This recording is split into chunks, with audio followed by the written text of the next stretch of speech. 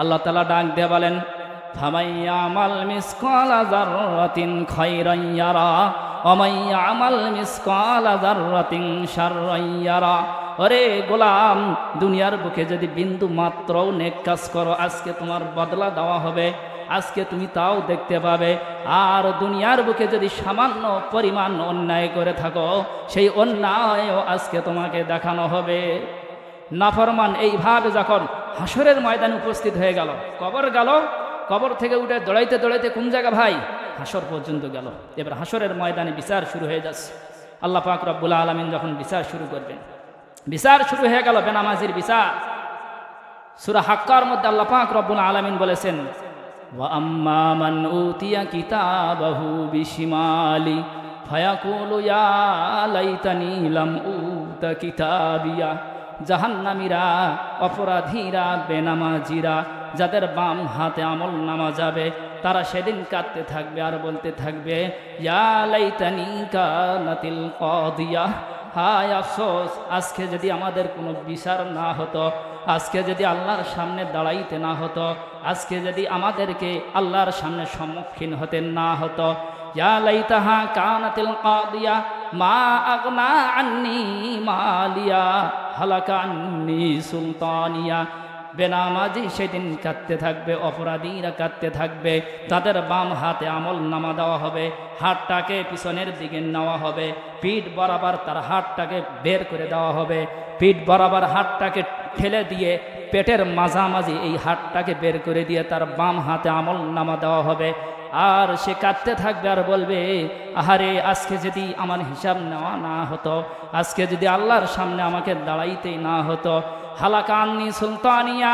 দুনিয়ার রাজত্ব পাওয়ার পর, দুনিয়ার ক্ষমতা পাওয়ার পর কত অন্যায় করেছি, সব কিছু আজকে আমার ধ্বংস হয়ে গেল। আজকে আমার সম্পদ কোনো কাজে আসলো না, আমার ক্ষমতাও আজকে কোনো কাজে আসলো না। কাঁদতে থাকবে সেই দিন। সেই দিন আসার আগেই সতর্ক হওয়া দরকার আছে না ভাই? এজন্যে আমরা এখান থেকে আজকে নিয়ত করব, আমি যে আলোচনাটা করতেছি এটা বেনামাজির শাস্তির কথা। আল্লাহ তাআলা তখনই ডাক দিয়ে বলবেন, কাঁদতেছে সে, সেদিনের চোখের পানির মূল্য আল্লাহর কাছে থাকবে না। আজকে আপনি এক ফোঁটা চোখের পানি ফেলান, এই চোখের পানির মূল্য এত বেশি, জাহান্নাম যখন দাউ দাউ করে জ্বলবে। দুনিয়াতে যদি চোখের পানি আমরা এক ফোঁটা ফেলতে পারি আর আল্লাহ কবুল করেন, এই এক ফোঁটা পানিকে জাহান্নামে দেওয়ার সাথে জাহান্নাম নিভে যাবে। কিন্তু জাহান্নামে যাওয়ার পর যদি চোখের পানি ফেলাইতে ফেলাইতে চোখ দিয়ে যদি মহা সমুদ্র বয়ে যায়, আল্লাহ তাআলা বিন্দু মাত্র রহম করবেন না। সে কাঁদতেছে আর আল্লাহ তাআলা বলছেন, খুজুহু ফাগুল্লু সুম্মাল জাহিম সাল্লু।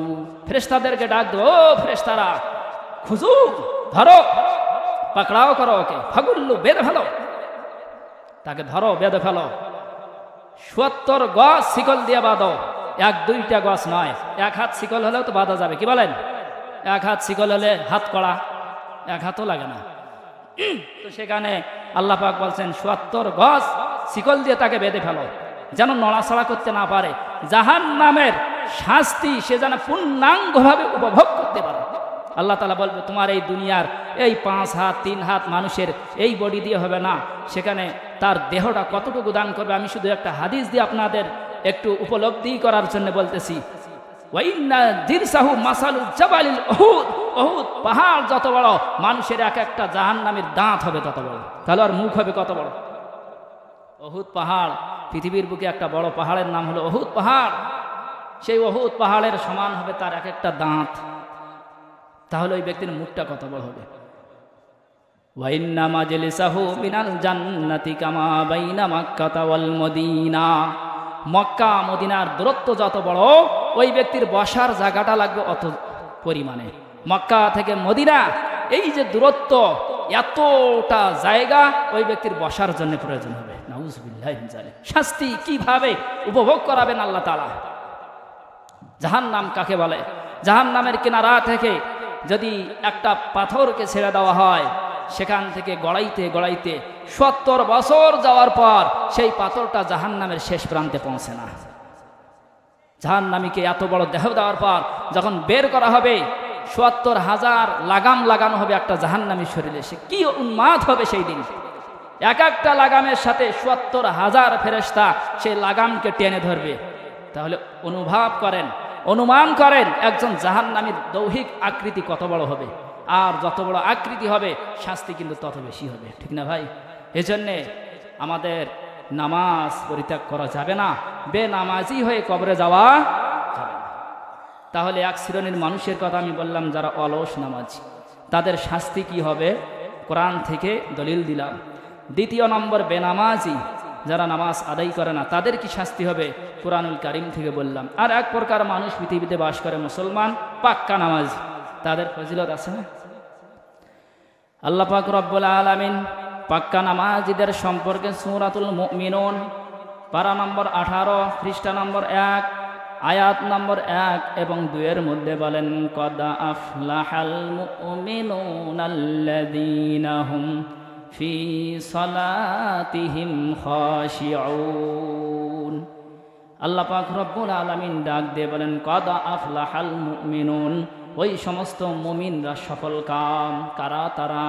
আল্লাহ তাআলা বলেন, আল্লাযীনা হুম ফি সালাতিহিম খাশিউন, যারা একগ্রতার সাথে আল্লাহর পূর্ণাঙ্গ ভয় অন্তরে নিয়ে নামাজ আদায় করে। বলুন না সুবহানাল্লাহ।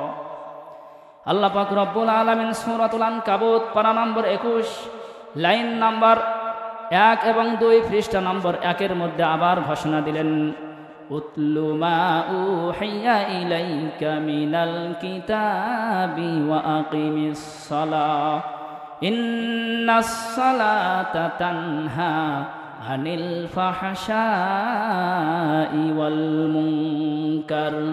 আল্লাহ তাআলা তেনার নবীকে ডাক দিয়ে বলেন, কুল, হে নবী, উতলু মা উহিয়া ইলাইকা মিনাল কিতাব, আমি আল্লাহ যে আপনাকে কোরআনুল কারীম দান করেছি, সেই কোরআনুল কারীম থেকে আপনি তেলাওয়াত করে করে মানুষকে শুনান। কোরআন থেকে তেলাওয়াত, দেখছেন, কোনো কিস্সা কাহিনী নয়।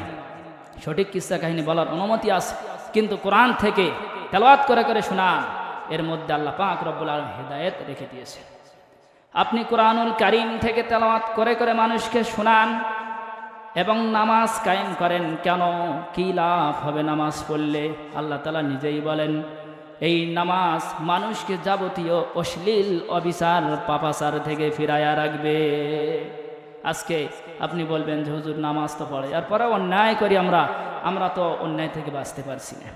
এখানে 2 প্রকার তাফসীর মুফাসসিরিনে কেরাম করেছে, তার মধ্যে আমি একটা বলতেছি, সেটা হলো যেইভাবে নামাজ পড়ার দরকার ছিল আমরা ঠিক সেইভাবে নামাজ আদায় করতে পারছি না, যার কারণে আজকে আমরা গুনাহ থেকে বাঁচতে পারছি না। কথা ঠিক কিনা আমার ভাইরা? আল্লাহ পাক রব্বুল আলামিন সূরাতুন নিসা পারা নম্বর 5 পৃষ্ঠা নম্বর 6 এর মধ্যে বলেন, ইন্নাল্লাযীনা আমানু ওয়া আমিলুস সালিহাতি ওয়া আকামুস সালাতা ওয়া আতাউজ যাকাতা লাহুম আজরুহুম ইনদা রাব্বিহিম ওয়ালা খাউফুন আলাইহিম ওয়ালা হুম ইয়াহজানুন। আল্লাহ পাক রব্বুল আলামিন ডাক দিয়ে বলেন, যারা ঈমান এনেছ, ঈমান আনার পর নেক আমল করেছ, নামাজ প্রতিষ্ঠা করেছ, যাকাত দিয়েছ, তোমাদের জন্য আমি আল্লাহ পাক রব্বুল আলামিন আজরে আজিম রেখে দিয়েছি। লাহুম আজরুহুম ইনদা রাব্বিহিম ওয়ালা খাউফুন আলাইহিম ওয়ালা হুম ইয়াহজানুন। এই মানুষগুলোর কোনো ভয় থাকবে না, এদের কোনো ভয়ের কোনো কারণ নাই। দুনিয়াতেও তাদের কোনো ভয় নাই, আখেরাতেও তাদের কোনো ভয় থাকবে না, কবরের মধ্যে কোনো ভয় থাকবে না, হাসরের ময়দানে কোনো ভয় থাকবে না, পুলসিরাতেও কোনো ভয় থাকবে না, মিজানের পাল্লায়ও কোনো ভয় থাকবে না। বিনা ভয়ে এরা জান্নাতে প্রবেশ করবে। এই জন্য নামাজ পড়া দরকার আছে না? কি বলেন? নামাজটা আমরা পড়ি একটু, নামাজকে যদি আমরা সুন্দর করে পড়তে পারি, আল্লাহ তাআলা আপনার আমার জন্য আজরে আজিম রেখে। সূরা মারিজের মধ্যে আরো স্পষ্ট করে আল্লাহ তাআলা বলছেন আজরে আজিম সেটা কি? বড় প্রতিদান। বড় প্রতিদান সেটা আবার কি? আল্লাহ পাক বলছেন, ওয়াল্লাযীনা হুম আলা সালাতিহিম ইউহাফিজুন উলাইকা ফি জান্নাতিম মুকরামুন। বড় প্রতিদান হলো তাদেরকে জান্নাতের মধ্যে সম্মানিত করা হবে। চিৎকার মেরে বলেন সুবহানাল্লাহ। আমার ভাইরা, এই নামাজকে সুন্দরভাবে আদায় করতে হবে, অলসতার সাথে আদায় করা যাবে না। আল্লাহর নবীর সাহাবী হযরতে হুযায়ফা রাদিয়াল্লাহু তাআলা আনহু একবার ইয়ামেনে সফর করলেন। ইয়ামেনের এক মসজিদে নামাজ আদায় করলেন। এক ব্যক্তিকে নামাজ পড়তে দেখে তিনি অপেক্ষা করতে লাগলেন। যখন ওই ব্যক্তির নামাজ শেষ হয়ে গেল, আল্লাহর নবী সাহাবী ডাক দিয়ে বলেন, ও আল্লাহর বান্দা, তুমি কি আমাকে চেনো? সেই ব্যক্তি বলেন, না, চিনি না। নবীর সাহাবী ডাক দিয়ে বলেন, আল্লাহর বান্দা, আমি হলাম নবীর সাহাবী হযরতে হুযায়ফা। জিজ্ঞাসা করলেন, আল্লাহর বান্দা, তোমাকে আমি যেইভাবে নামাজ পড়তে দেখলাম, কতদিন যাবত তুমি এইভাবে নামাজ আদায় করো? ওই আল্লাহর বান্দা ডাক দিয়ে বলেন, হুজুর, 40 বছর যাবত আমি এইভাবে নামাজ আদায় করি। নবীর সাহাবী ডাক দিয়ে বললেন, আল্লাহর বান্দা, শোনো, তুমি যেইভাবে নামাজ আদায় করলে, খোদার কসম করে বলি, নবীজি যেই নামাজ আমাদেরকে শিক্ষা দিয়েছেন, তোমার 40 বছরের জীবনে সেই নামাজ হয় নাই। শুধু নামাজ পড়লে হবে ভাই? 40 বছর নামাজ আদায় করার পর নবীর সাহাবী বলছেন, তোমার নামাজ হয় নাই। নবীজি যেইভাবে আমাদেরকে নামাজ শিক্ষা দিয়েছে, সেই নামাজ তোমার হয় নাই। নবীজি যেইভাবে নামাজ আমাদেরকে শিক্ষা দিয়েছেন, তোমার 40 বছরের জীবনে সেই নামাজ হয় নাই। নবীজি বলেছেন, সল্লু কামা রাআইতুমুনি উসাল্লি, তোমরা নামাজ সেইভাবে আদায় করো যেইভাবে আমি নবীকে নামাজ পড়তে তোমরা দেখেছো। আমরা নবীকে দেখেছি? আমরা দেখি নাই। দেখেছে কারা? সাহাবায়ে কেরাম। সাহাবায়ে কেরামকে দেখেছে কারা ভাই? তাবেঈনে কেরাম। তাদেরকে দেখেছে কারা? তাবেঈনে কেরাম, ঠিক না? এইভাবে এই নামাজটা আপনার আমার পর্যন্ত পৌঁছিয়েছে। এই জন্য আমরা শুধু নামাজ পড়লেই হবে না, আপনার আমার এই নামাজটা নবীজি যেইভাবে নামাজ পড়েছেন, আপনার আমার নামাজটা ঠিক তেমনি হতে হবে। নবীজি যেইভাবে দাঁড়িয়েছেন, আপনাকে আমাকে ঠিক সেইভাবে দাঁড়াতে হবে। নবীজি দাঁড়ানোর পরে যেইভাবে নিয়ত করেছেন, আপনাকে আমাকে ঠিক সেইভাবে নিয়ত করতে হবে। নবীজি যেইভাবে তাকবীর দিয়েছেন, আপনাকে আমাকে সেইভাবে তাকবীর দিতে হবে। তাকবীরের পরে নবীজি যেইভাবে সানা পড়েছেন, আপনাকে আমাকে সেইভাবে সানা পড়তে হবে। নবীজি যেইভাবে বিসমিল্লাহ পড়েছেন, আপনাকে আমাকে সেইভাবে বিসমিল্লাহ পড়তে হবে। নবীজি যেইভাবে আউযু বিল্লাহ পড়েছেন, ঠিক তেমনি ভাবে আপনাকে আমাকে আউযু বিল্লাহ পড়তে হবে। নবীজি যেইভাবে সূরা ফাতিহা পড়েছেন, আপনাকে আমাকে ঠিক সেইভাবে সূরা ফাতিহা পড়তে হবে। নবীজি যেইভাবে সূরা মিলিয়েছেন, আপনাকে আমাকে সূরা ঠিক সেইভাবে মিলাতে হবে। নবীজি যেইভাবে রুকু করেছেন, আপনাকে আমাকে সেইভাবে রুকু করতে হবে। নবীজি যেইভাবে সিজদা করেছেন, আপনাকে আমাকে ঠিক সেইভাবে সিজদা করতে হবে। এইভাবে নবীজি সাল্লাল্লাহু আলাইহি ওয়াসাল্লাম যেইভাবে নামাজগুলো আদায় করেছেন, ঠিক সেইভাবে আপনার আমার এই নামাজটা হয়। ঠিক সেইভাবে যদি আপনার আমার নামাজ হয়, তাহলে আল্লাহ তাআলা কবুল করবেন। অন্যথায় আপনি আমি রাতের পর রাত, দিনের পর দিন, বছরের পর বছর, যুগের পর যুগ, পুরো হায়াতের জিন্দেগি শেষ করে দেব, নামাজ আদায় করব, কিন্তু আল্লাহর দরবারে সেই নামাজ পৌঁছবে না। কথা বলেন ঠিক কিনা? এজন্য ভাই, আপনার আমার নামাজটা হতে হবে কেমন নামাজ? নবীজি যেইভাবে নামাজ পড়েছেন, ঠিক সেইভাবে আপনার আমার নামাজটা হতে হবে। নবীজি যেইভাবে নামাজ পড়েছেন, আপনার আমার নামাজ যদি সেইভাবে হয়, তাহলে আমরা সাকসেস। আল্লাহ নবী সাল্লাল্লাহু আলাইহি ওয়াসাল্লাম এই নামাজের গুরুত্ব কত বেশি দিয়েছেন, একটা ঘটনা থেকে আপনারা অনুভব করতে পারবেন। আল্লাহ রাসূল সাল্লাল্লাহু আলাইহি ওয়াসাল্লাম রবিউল আউয়াল মাসে ইন্তেকাল করেছেন। মুহররম, সফর, রবিউল আউয়াল। সফর মাসের 28 তারিখে আল্লাহ রাসূল সাল্লাল্লাহু আলাইহি ওয়াসাল্লাম রাত্রেবেলা বাকিয়ে গরকত নামক কবরস্থানে গেলেন। যাওয়ার পর সেখানে কবর জিয়ারত করলেন। আসসালামু আলাইকুম দার কওমিন মুমিনিন ওয়া ইন্না ইনশাআল্লাহু বিকুম লালাহিকুন। আল্লাহর নবী বাকিয়ে গরকত নামক কবরস্থানে গেলেন। কবরবাসীকে লক্ষ্য করে ডাক দিয়ে বলেন, আসসালামু আলাইকুম দার কওমিন মুমিনিন, হে মুমিন সম্প্রদায়, হে মুমিন কবরবাসী, আমি মুহাম্মদুর রাসূলুল্লাহর পক্ষ থেকে তোমাদের প্রতি সালাম। আর একথা জেনে নাও, আল্লাহর নবী মুহাম্মদ সাল্লাল্লাহু আলাইহি ওয়াসাল্লাম অতি সত্বর তোমরা কবরবাসীদের সাথে সাক্ষাৎ করবে। আল্লাহ রাসূল সাল্লাল্লাহু আলাইহি ওয়াসাল্লাম কবর জিয়ারত শেষ করার পর ঘরে ফিরলেন। নবীজির মাথায় প্রচণ্ড ব্যথা শুরু হয়ে গেল। আল্লাহর নবী এতটাই অসুস্থ হয়ে পড়লেন যে মসজিদের জামাতে যাবেন এই শক্তিও আর দেহের ভিতরে নাই। জামাতে উপস্থিত হতে পারলেন না। আম্মা জান আয়েশাকে ডাক দিয়ে বলেন, আয়েশা, তোমার পিতা আবু বকরকে বলো সে যেন সাহাবায়ে কেরামদেরকে নিয়ে জামাতের সাথে নামাজ আদায় করায়। আম্মা জান আয়েশা ভাবলেন, আমার পিতা আবু বকর নরম মানুষ, আর তিনি যখন নবীজির জায়নামাজে দাঁড়াবেন নরম হওয়ার কারণে কাঁদতে কাঁদতে অস্থির হয়ে যাবেন, তিনি নামাজ আদায় করাতে পারবেন না। তাই আম্মা জান আয়েশা বললেন, ইয়া রাসূলুল্লাহ, আপনি হযরত উমরকে বলেন তিনি যেন সাহাবায়ে কেরামকে নিয়ে নামাজ আদায় করান। নবীজি আবার দ্বিতীয়বার বললেন, আয়েশা শোনো, তোমার পিতা আবু বকরকে বলো সে যেন সাহাবায়ে কেরামকে নিয়ে জামাতের সাথে নামাজ আদায় করান। আম্মা জান আয়েশা পূর্বের ধারণা অনুযায়ী দ্বিতীয়বার রাসূলের কাছে আবার একই কথা বললেন। নবীজি তৃতীয়বার বললেন, আয়েশা তোমার পিতা আবু বকরকে বলো সে যেন সাহাবায়ে কেরামদেরকে নিয়ে জামাতের সাথে নামাজ আদায় করান। হযরতে আবু বকর রাদিয়াল্লাহু তাআলা আনহুকে জানানো হলো, তিনি সাহাবায়ে কেরামকে নিয়ে নামাজ শুরু করে দিলেন। আল্লাহ রাসূল কিন্তু ঘরেই আছেন, মসজিদে আসতে পারেন নাই। এই ঘটনা বলার আমার উদ্দেশ্য হলো নবীজি জামাতের গুরুত্ব কত বেশি দিয়েছেন। আল্লাহর নবী অসুস্থ, আসতে পারলেন না, জামাত চলতেছে। কয়েকদিন যাবৎ প্রায় 14 দিন পর্যন্ত আল্লাহ রাসূল অসুস্থ ছিলেন। একদিন এর মধ্য দিয়ে হযরতে আবু বকর এবং হযরত আব্বাস রাদিয়াল্লাহু তাআলা আনহু বাহিরে বের হলেন। বাহিরে বের হওয়ার পর দেখেন সাহাবায়ে কেরামের একটা জামাত বসে বসে কাঁদতেছেন। জিজ্ঞাসা করলেন, ও নবীর সাহাবীরা, আপনারা কেন কাঁদেন? কি দুঃখ আপনাদের মনে? নবীর সাহাবীরা ডাক দিয়ে বলেন, ও আবু বকর শোনো, নবীজি অসুস্থ, এত বেশি অসুস্থ যে আমাদের পর্যন্ত নবীজি আসতে পারছেন না। আমাদের ভয় হচ্ছে, আমাদের মনে হয় আমরা নবীজির পিছে নামাজ পড়ার কিসমত থেকে বঞ্চিত হয়ে গেলাম। আল্লাহর নবীর সাহাবী নবীজির কাছে এই সংবাদ পৌঁছালেন, ইয়া রাসূলুল্লাহ, আপনার সাহাবায়ে কেরামরা আপনার বিরহে অস্থির হয়ে গেছে, আপনি নামাজের জামাতে উপস্থিত হতে পারেন নাই, এই জন্য তারা কাঁদতে কাঁদতে অস্থির হয়ে যাচ্ছেন।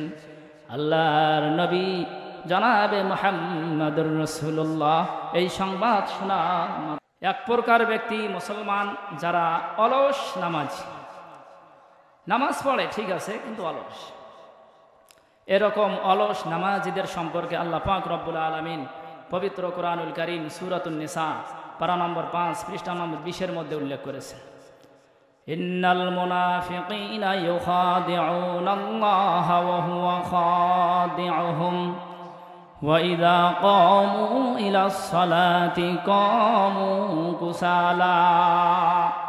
আল্লাহ পাক রব্বুল আলামিন মুনাফিকদের নামাজ কেমন, মুনাফিকরা কিভাবে নামাজ আদায় করেন দৃষ্টান্ত দিয়ে আল্লাহ তাআলা বলেন, মুনাফিকদের নামাজ কেমন শোনো।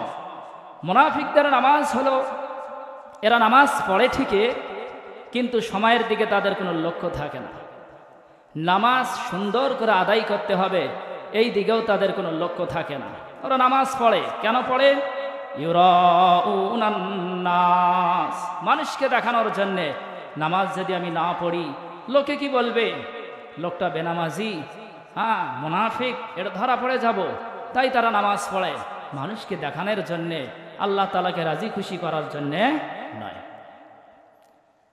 তো যেহেতু মানুষকে দেখানোর জন্যেই তারা নামাজ পড়ে, তাই তাদের সময়ের দিকে কোনো খেয়াল থাকে না। তারা আসেই সময় ধীরে ধীরে ধীরে ধীরে ধীরে ধীরে পেরিয়ে যাইতে যাইতে নামাজের সময় যখন শেষ প্রান্তে চলে যায় তখন এরা নামাজে দাঁড়ায়।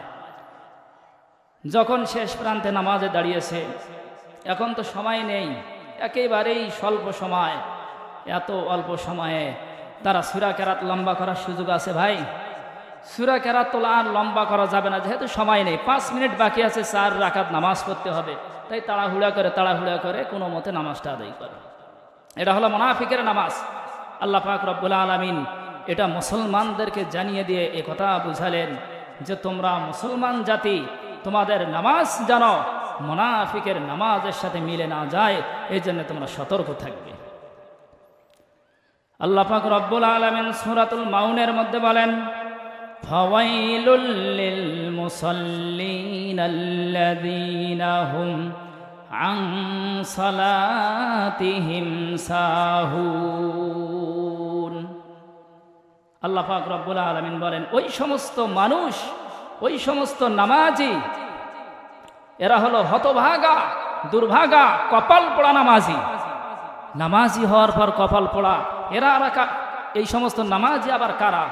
যারা নামাজ পড়ার পরেও ওদেরকে বলা হয়েছে ফাওয়াইলুল লিল মুসাল্লিন, ওই সমস্ত নামাজীদের জন্যে ওয়াইল নামক জাহান্নাম অপেক্ষা করতেছে।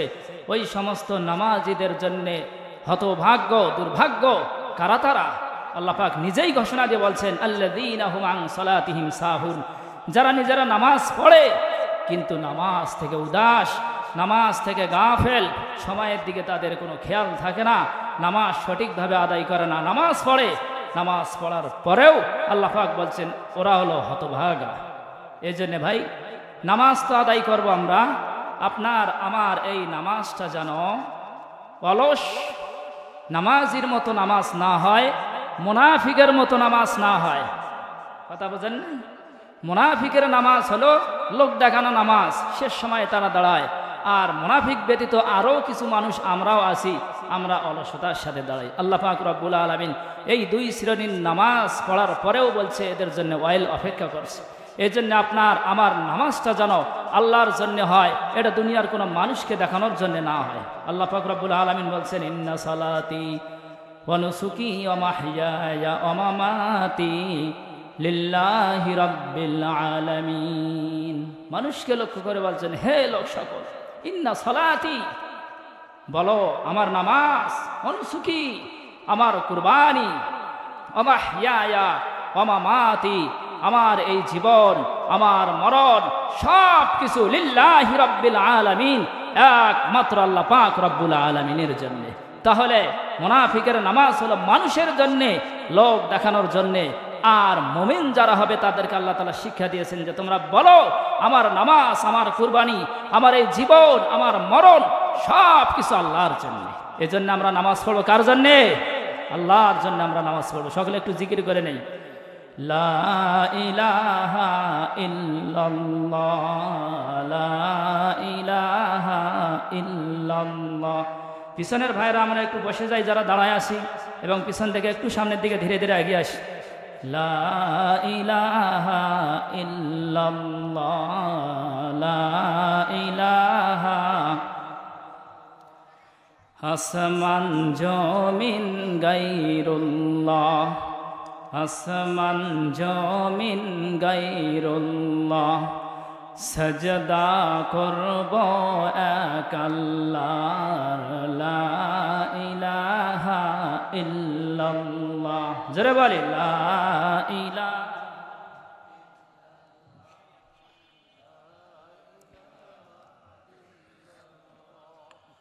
লা ইলাহা ইল্লাল্লাহ, লা ইলাহা। মাজার বাজার গায়রুল্লাহ, সাজদা করব এক আল্লাহর, লা ইলাহা ইল্লাল্লাহ, লা ইলাহা। জোরে লা ইলাহা ইল্লাল্লাহ। আসমান জমিন গায়রুল্লাহ, আগুন পানি গায়রুল্লাহ, সজদা করব এক আল্লাহ, লা ইলাহা ইল্লাল্লাহ, লা ইলাহা। একটু জবান খুলে পড়ি, লা ইলাহা ইল্লাল্লাহ।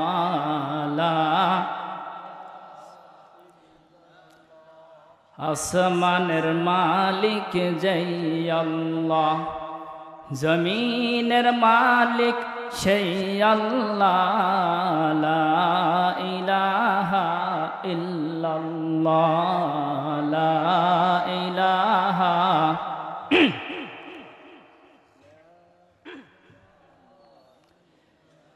যে জিকির আমরা করলাম লা ইলাহা ইল্লাল্লাহর জিকির,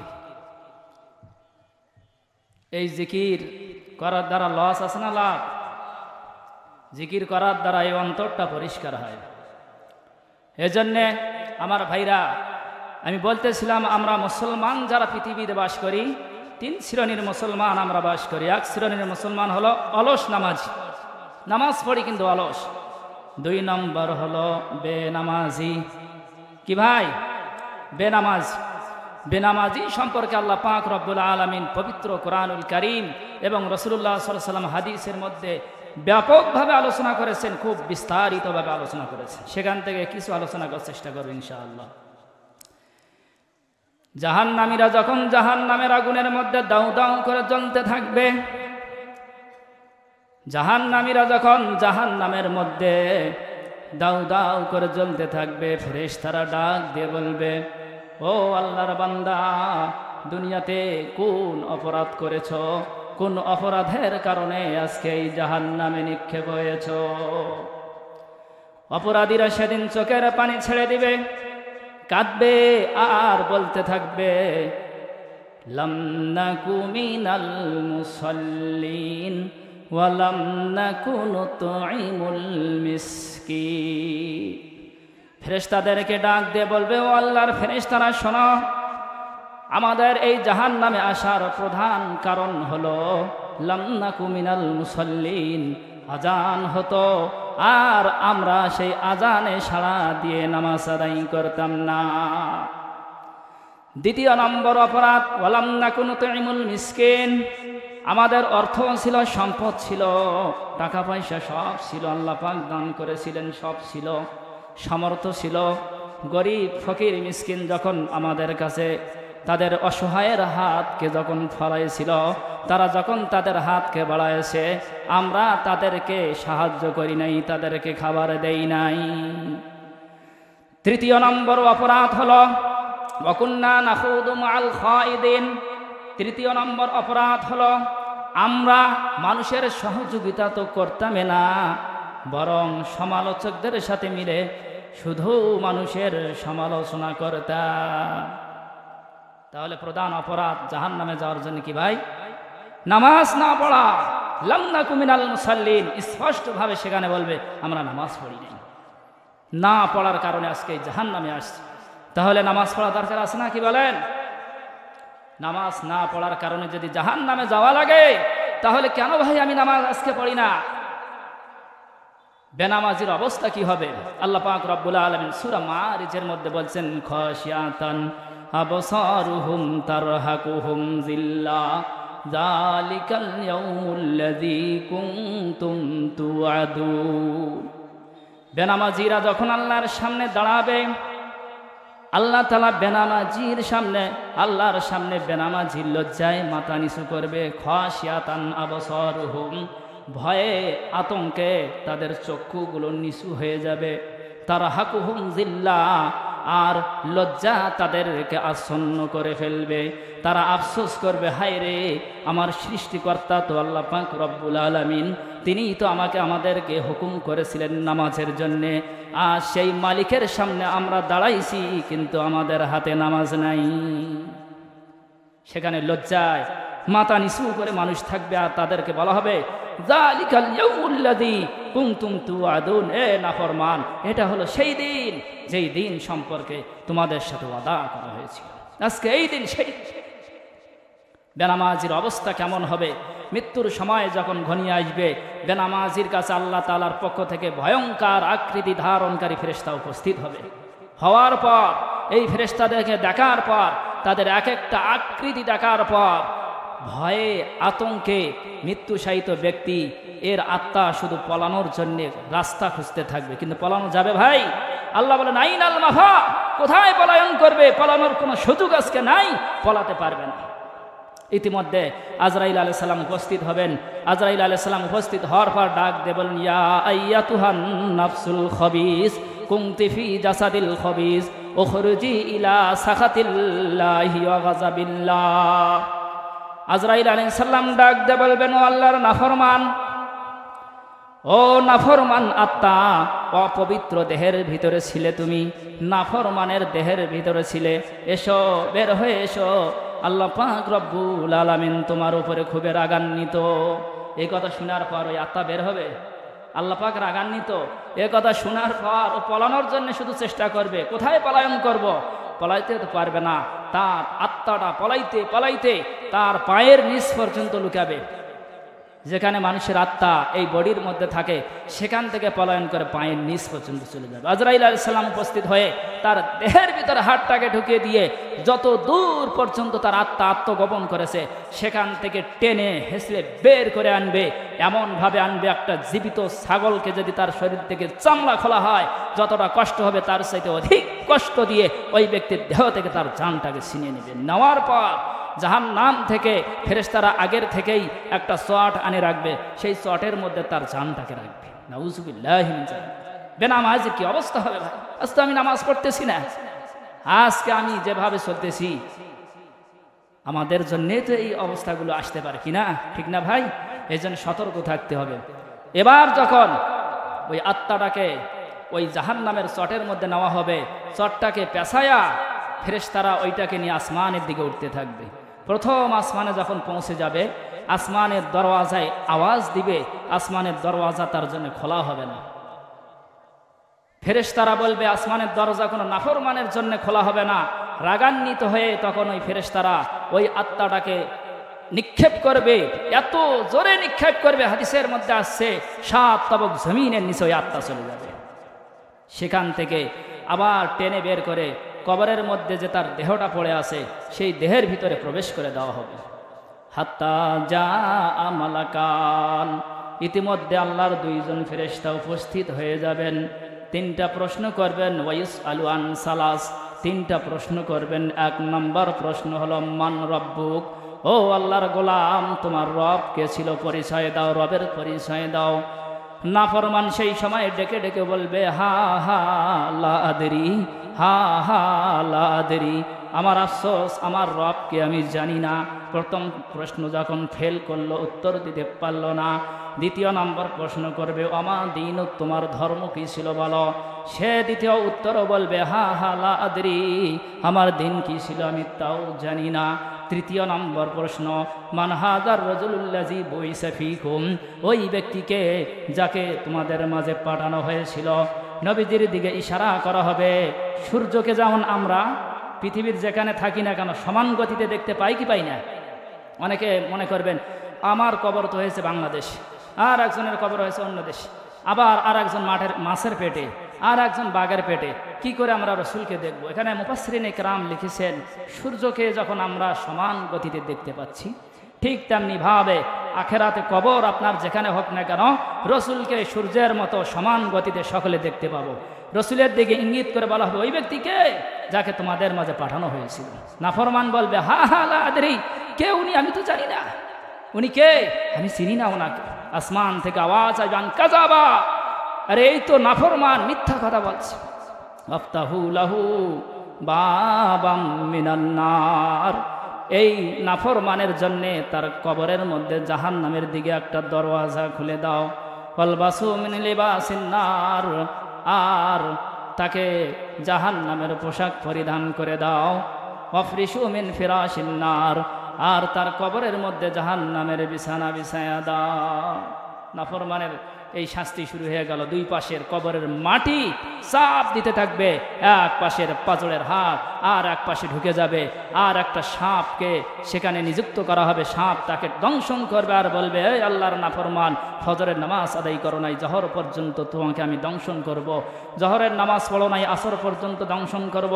আসরের নামাজ পড়ো নাই, মাগরিব পর্যন্ত দংশন করব। মাগরিবের নামাজ পড়ো নাই, এশা পর্যন্ত দংশন করব। এশা পড়ো নাই, ফজর পর্যন্ত তোমাকে দংশন করব। এইভাবে যতদিন হাসরের ময়দান কায়েম হয়েছে তুমি কবরে অবস্থান করবে ততদিন পর্যন্ত আমার দায়িত্ব হলো তোমাকে দংশন করা। সেই সাপের বিষ কেমন হবে? হাদিসে পাকের মধ্যে উল্লেখ হয়েছে পৃথিবীর বুকে ওই সাপকে যদি দেওয়া হতো আর সে একটু নিঃশ্বাস ছাড়ত, সারা পৃথিবীর সমস্ত তরুলাকা বৃক্ষগুলো, সবুজ বৃক্ষ সব জ্বলে পুড়ে ছাই হয়ে যেত। নাউজুবিল্লাহ বলেন না। এই জন্যে ভাই আমাদেরকে নামাজ পড়া দরকার আছে না? সহ্য করতে পারবো এগুলো আমরা? সম্ভব না ভাইজান। এরপরে আসুন, কবরের মধ্যে নাফরমানের শাস্তি শুরু হয়ে গেল। প্রতিদিন সকালবেলা একবার তাকে জাহান্নাম দেখানো হবে, একবার সন্ধ্যাবেলায় তাকে জাহান্নাম দেখানো হবে। আর যত জাহান্নাম তাকে দেখানো হবে ততই সে আতঙ্কে সে মারা যাবে এরকম অবস্থা তার আসবে। কবরে তো আর মারা যাওয়ার সুযোগ নাই। কবর থেকে যখন এই নাফরমান বেনামাজি যখন কবর থেকে উঠবে তার অবস্থা কি হবে? আল্লাহ পাক রব্বুল আলামিন সূরাতু তাহা পারা নম্বর 16 পৃষ্ঠা নম্বর 19 মধ্যে বলেন, ওমান আ'রাদা আন যিকরি ফাইন্না লাহু মাঈশাতান দানকা ওয়া নাহশুরুহু ইয়াওমাল কিয়ামাতি আ'মা। বেনামাজি যখন কবর থেকে উঠবে, হাসরের ময়দানের দিকে যখন দৌড়াইতে থাকবে, বেনামাজি উঠবে আমা, অন্ধ হয়ে উঠবে। সে যখন সামনের দিকে দৌড়াবে চোখে তো কিছুই দেখে না, গাছের সাথে বাড়ি খাবে, বাঁশের সাথে বাড়ি খাবে, ঘর বাড়ির সাথে টক্কর খাবে, পাহাড় উড়ান্ত পাহাড়ের সাথে টক্কর খাবে, আর রক্তে রঞ্জিত হয়ে সে হাসরের ময়দানের দিকে দৌড়াইতে থাকবে। আল্লাহ তাআলাকে ডাক দিয়ে বলবেন, মালিক লিমা হাসারতানি হিয়া আমা, আয় আল্লাহ কেন আমারে অন্ধ বানাইলেন? লিমা হাসারতানি আমা ওয়াকাদ কুনতু বাসীরা, আমি তো দুনিয়ার বুকে অন্ধ ছিলাম না, আমার তো চক্ষু ভালো ছিল, দুনিয়ার বুকে তো আমি চোখে দেখতাম, কেন আমাকে আজকে এই হাসরের ময়দানে কবর থেকে আপনি অন্ধ বানায়া তুললেন? আল্লাহ তাআলা ডাক দিয়ে বলবে, কাযালিকা আতাতকা আয়াতুনা ফানাসিতাহা ওয়া কাযালিকাল ইয়াউমা তুনসা। ওরে নাফরমান, দুনিয়ার বুকে যখন আমার কোরআনগুলো তোর সামনে দেওয়া হয়েছিল, তুই তো কোরআন কোনোদিন শিখিস নাই, তুই তো কোরআন পড়তে জানিস নাই, তুই তো কোরআন পড়েও পড়িস নাই, কোরআনকে দেখেও না দেখার ভান করেছিলি, যেহেতু চক্ষু দিয়েছিলাম আর অন্ধত্বের ভান ধরেছিলি, এই জন্যে আজকে আমি আল্লাহ তাআলা সত্যি সত্যি তোরে অন্ধ বানাইলাম। কি অবস্থা হবে ভাইজান? এজন্য আমাদের সতর্ক হওয়া দরকার আছে না? বেনামাজির শাস্তি দেখেন, কবরের শাস্তি শুরু হয়ে গেল, অন্ধ হয়ে উঠছে, কত কঠিন ব্যাপার। এমন অবস্থা হবে, ও যে দৌড়াচ্ছে মনে করছেন যে এই বর্তমান অবস্থা যেরকম আছে এরকম থাকবে না। আল্লাহ পাক রব্বুল আলামিন স্পষ্ট বলছেন, যা শামসু কুবিরাত, সেই দিন হবে এমন কঠিন দিন যেই দিন সূর্য তার আলো হারিয়ে ফেলবে। ইজা শামসু কুবিরাত ওয়াইদাল নুজুমু কাদারাত ওয়াইদাল জিবালু সুইরাত ওয়াইদাল ইশারু উত্তিলাত ওয়াইদাল উহুশু হুশিরাত ওয়াইদাল বিহার সুজ্জিরাত ওয়াইদান নুফুসু যুওয়াজাত। সূর্য তার আলো হারিয়ে ফেলবে, চন্দ্র তার আলো হারিয়ে ফেলবে, তারকারাদি তার আলো হারিয়ে ফেলবে, আকাশ ভেঙে যাবে। ইজা সামাউ শাক্কাত, আসমান ভেঙে পড়বে, ঝরঝর ঝরঝর করে জমিনের দিকে পড়তে থাকবে, তারকার আদিগুলো ঝরঝর ঝরঝর করে ভেঙে পড়তে থাকবে।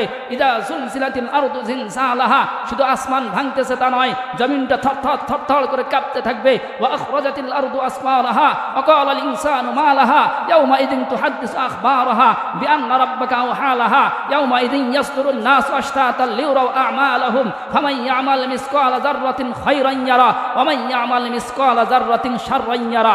আসমান ওই দিক থেকে ভেঙে ভেঙে গুঁড়া হয়ে হয়ে পড়তেছে, পাহাড়গুলো তুলার মতো উড়াচ্ছে, জমিন থরথর থরথর করে কাঁপতেছে, জমিনের নিচে যত ধন ভাণ্ডার আছে সব কিছু ভেসে উঠেছে। মানুষ দলে দলে একত্রিত হবে আর আফসোস করবে আর বলবে, আরে এই সেই সম্পদ, এই সেই স্বর্ণের পাহাড়, এই সেই টাকা পয়সা, যার জন্য আমরা দুনিয়াতে এত মারামারি করেছি, যার জন্য দুনিয়াতে আমরা এত কাটাকাটি করেছি, যার কারণে আমি ভাই হয়ে ভাইকে ঠকাইছি, যার কারণে আমি ভাই হয়ে বোনকে ঠকাইছি, যার কারণে আমার পিতার সাথে আমার বনন হয় নাই, যার কারণে আমার ভাইয়ের সাথে আমার বনন হয় নাই, যার কারণে আমার বোনের সাথে আমার বনন হয় নাই। আজকে আমার চোখের সামনে স্বর্ণের পাহাড়, আজকে আমার চোখের সামনে টাকা পয়সা ভাসতেছে, আজকে কোনো লাভ নাই, সব কিছু বেকার হয়ে গেল। আমি কি এর জন্যই সারা জীবন এই অন্যায়গুলো করেছি? মানুষ আফসোস করবে।